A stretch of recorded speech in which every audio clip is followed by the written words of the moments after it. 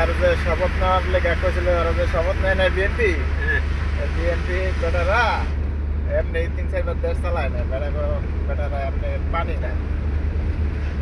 ধরছে না বেটারা বুঝ যায় শপথ নেয় না জামাতার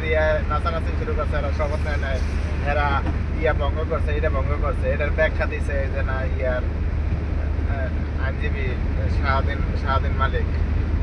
সংবিধান বিশেষজ্ঞ এটার ব্যাখ্যা দিছে বিএনপি কি লেগে করে নাই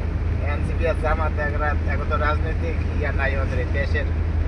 চালাইতে দেশের সংবিধান সম্বন্ধে এখন কোনো ধারণাই নাই ওরা কি জানে ছাত্ররা তারপরে এই জুলাই সনদের সংবিধানে ঢুকাইতে হইলে আগে সংসদে যাইয়া আইন পাস করতে হইব।